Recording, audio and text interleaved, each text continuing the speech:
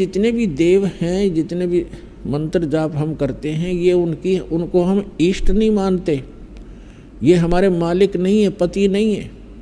जैसे वो हमारा ऐसा व्यवहार है जैसे एक पतिव्रता लड़की एक जॉइंट फैमिली में रहती है, उसमें देवर देवरानी होती है, ननद जेठ जेठानी सास ससुर, ये सभी होते हैं और वो सभी को यथोचित आदर भी करती है। लेकिन उसको वो अपने पति को जो श्रद्धा रखती है, जो समर्पण रखती है, वो अन्य में नहीं रख सकती पतिव्रता बेटी। और ये नहीं कि वो अन्य से बात ही नहीं करेगी, पतिव्रता का ये लक्षण नहीं है क्योंकि दूसरे बातें नहीं करे अपने पति इतना छोड़ के।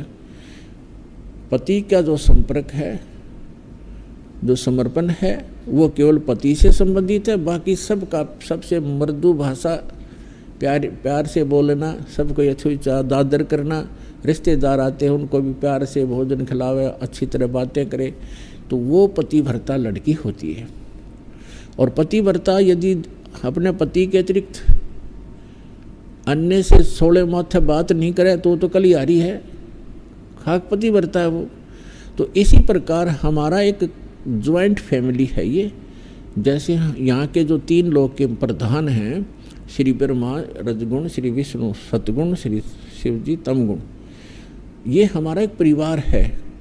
और देवी जो इनकी पत्नियाँ हैं, ये भी हमारे लिए आदरणीय हैं, ये भी हमारे लिए आदरणीय हैं, रेस्पेक्टिव हैं। और जितने भी अन्य देव हैं, जितने भी महापुरुष हुए हैं, तो वो हमारे लिए सब एक आदरणीय होते हैं। सबके साथ एक बहुत ही अच्छा व्यवहार रखना चाहिए हमारे को, तब हम इस ज्वाइंट फैमिली में सुख से रह सकेंगे और पूरे परिवार में शांति भी रहेगी। लेकिन हम इष्ट हमारा एक ही रहेगा। जैसे पतिव्रता लड़की सबसे प्यार भी करती है, जैसे बहन ननद से, छोटी बड़ी से उसी सतर का, और देवरानी और जेठानी, जेठ और देवर से, सास ससुर से सभी प्यार से रहती है। और ऐसा लगता है सबको अपनी सी लगती है सबको। और जिस समय वो अपने पति के, जब वो अलग होते हैं, ज्वाइंट फैमिली जो फिर भिन्न भिन्न होते हैं, न्यारे होते हैं, फिर देखा उसका वो किस में आस्था थी उसके हिस्से में, उसके बाटे में जो भी सामान आवेगा सारे ने उठा लेगी, चम्मच भी ना छोड़ दे उनकी तरफ, और अपने पति के साथ उस मकान में चली जाएगी जो उसके बाटे में आया है। तो उस दिन पता चला वो किसकी पूजा कर रही थी, तो पूजा पति की कर रही थी और सत्कार सभी का करना होता है। इसी प्रकार जब हम अपने सतलोक जाएंगे, हमारा पति कबीर देव है, मालिक है, हम उसकी आत्मा है। और यहाँ जब तक हम यहाँ रहेंगे सभी देव हैं, ये यहाँ के, इनसे हमें बहुत सा काम है। क्योंकि जैसे प्रधानमंत्री का व्यक्ति और हिसार में रहता हो, अब यहाँ के काम तो DC SP मंत्री मुख्यमंत्री इन्होंने करना है, एक बस फ़ोन करने की देरी है, काम हाजिर हो जाएगा। तो आपको इतनी सुविधा मिल जाएगी समर्थ की शरण में आने के बाद। लेकिन ये बुरे थोड़े ही है, ये उसके दुश्मन थोड़े ही, मित्र हो गए उनके। तो ठीक इसी प्रकार हम अपने कबीर परमात्मा को एज ए इष्ट पूजेंगे और बाकी ये सभी देव हमारे आदरणीय हैं। ये हमारे सारे काम दौड़ दौड़ कर करेंगे, आपके साथ रहेंगे, आपकी सुरक्षा करेंगे, क्योंकि आप समर्थ के बच्चे हो। प्रधानमंत्री का कोई रिलेटिव यहाँ आवे, फिर देखो SPDC कैसे हाजिरी लगाओ डेली उसके सामने।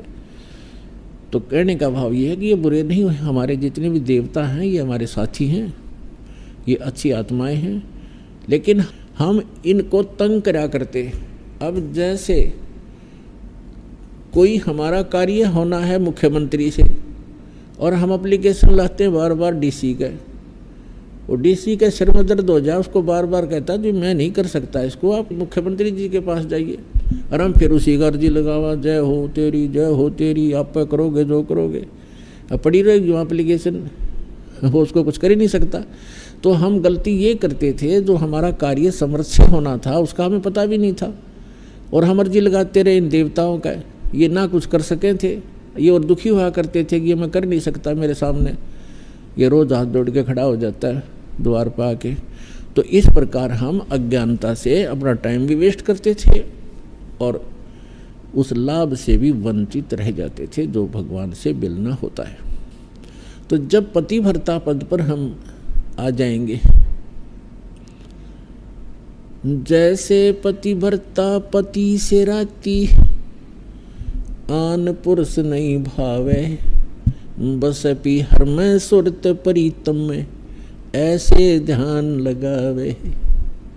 जैसे लड़की का विवाह हो जाता है, अपने पति के घर जाती है, फिर वापस अपने माता पिता के घर आ जाती है, तो वहाँ वो अपने परिवार में रहती है, लेकिन ऊपर से आव भाव बिल्कुल सबसे बात करती है, खाना खाती है, सारी सेवा करती है, झाड़ू बुहारा करती है, लेकिन अंदर से कसक उसकी अपने पति के अंदर सुरती हरदम बनी रहती है। उसके अतिरिक्त वो किसी में सुरती लगाती नहीं।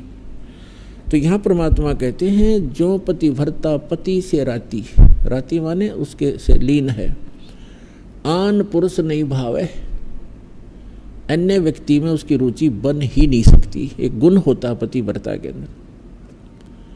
और बसे पी हर में, फिर भी सुरत प्रीतम में, ऐसे ध्यान लगा है। तो ऐसे पद पर जब हम आ जाएंगे, हम यहाँ पीहर में रह रहे हैं और यहाँ सभी के साथ मिलजुल कर रहना होगा हमने, लेकिन हमारी जो अंतःकरण की जो स्थिति है, अंतःकरण के अंदर जो कशक है वो अपने कबीर पति के अंदर, उस समर्थ पति के अंदर अटूट बनी रहे।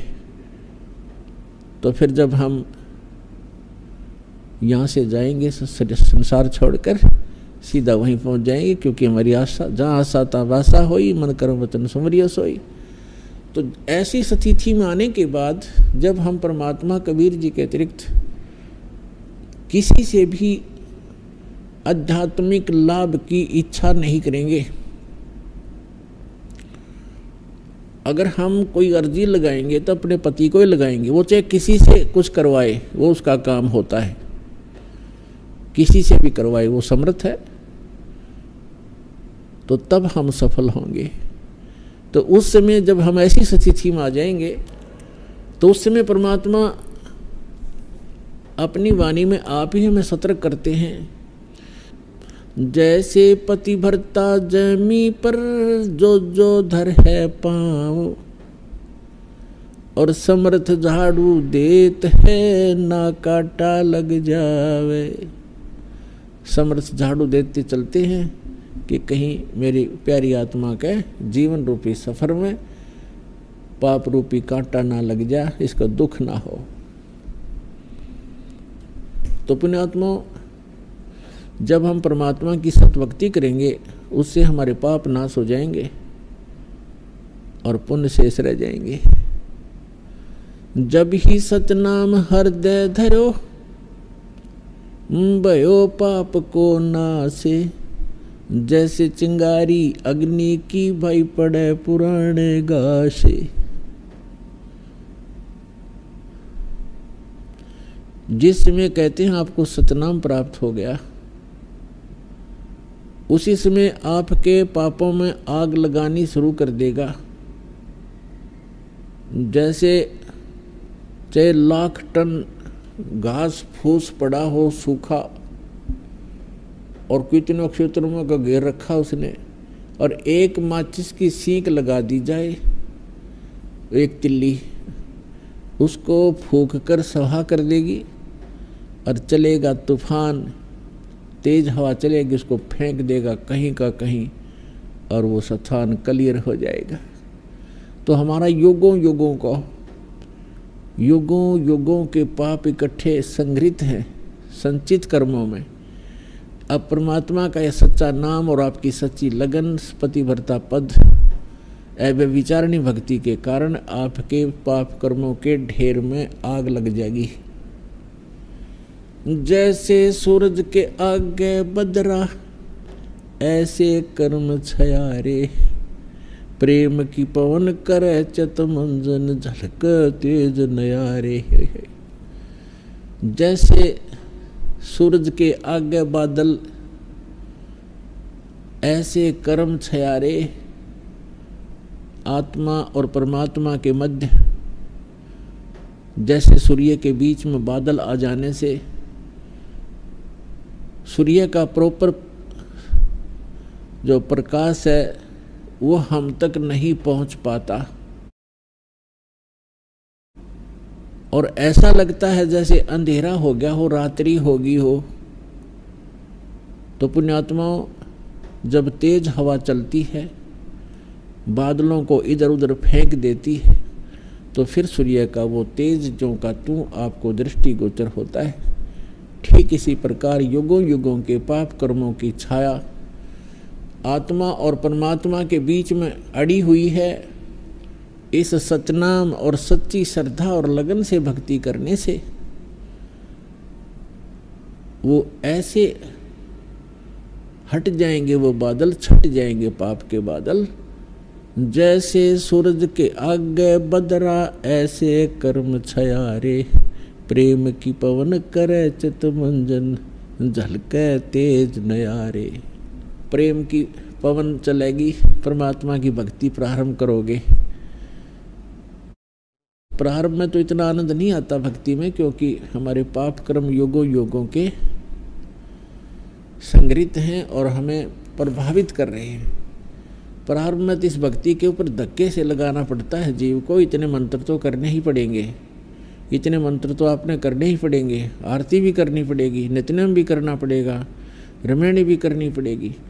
तो शुरुआत में आपको धक्के से लगाना पड़ता है, और आप ना चाहते हुए भी शुरू कर देते हो, क्योंकि आपने स्वस्थ होना है, मोक्ष प्राप्ति करनी है।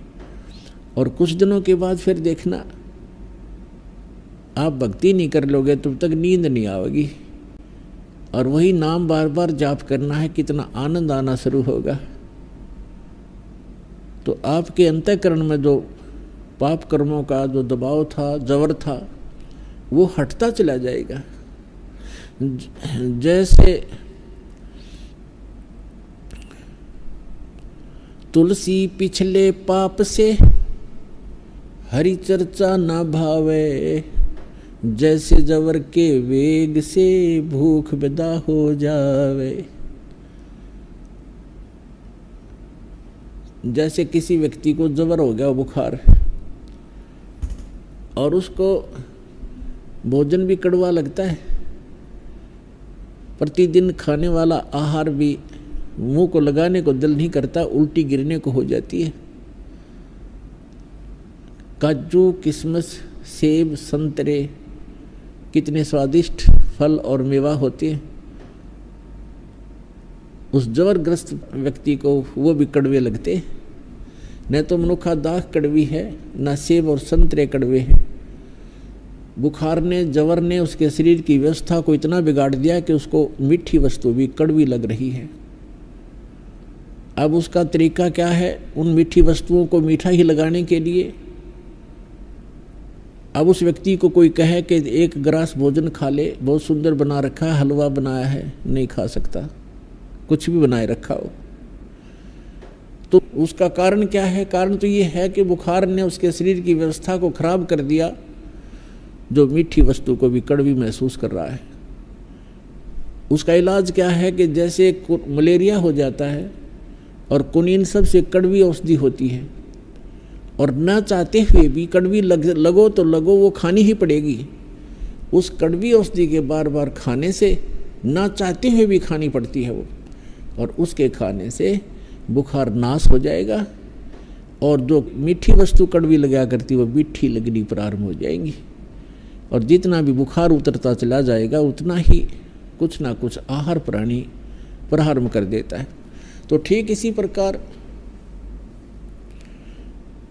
जिनके अंतःकरण के अंदर पाप कर्मों का जबर घना है, उनको परमात्मा की चर्चा अच्छी नहीं लगती। ना लगने दो, इसको ना चाहते हुए भी सुनो सत्संग को, न चाहते हुए एक बार भक्ति अवश्य शुरू करो। कबीर साहब कहते हैं, कबीर हरि के नाम को हिज भजो चे खज, और उल्टा सुल्टा उगेगा खेत पड़ा जो बीज। इसने चाहे प्यार तो भज लो शुरुआत में, और चाहे खिज के भज लो, ये तो करना पड़ेगा। कबीर हरि के नाम को हज भजो चाहे खज, उल्टा सुल्टा उग ही खेत पड़ा। जो बीज खेत में बीज डाल दिया उसने, उल्टा पड़ो चाहे सुल्टा, वो उगे ही उगेगा।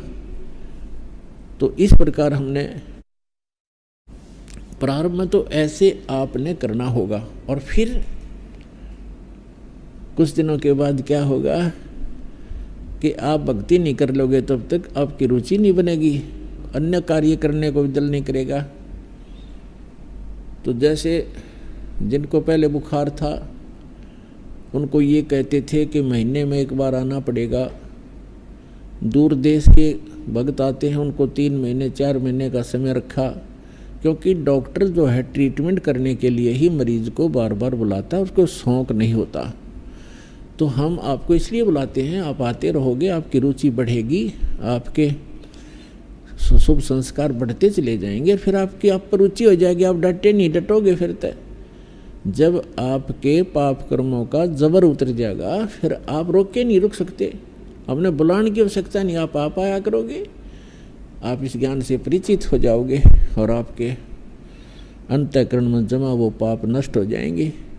फिर आपको सतलोक आश्रम बरवाला के बगैर कोई स्थान दिखाई नहीं देगा इस पृथ्वी पर जहाँ आप ये सोचो कि ये मेरा अपना है।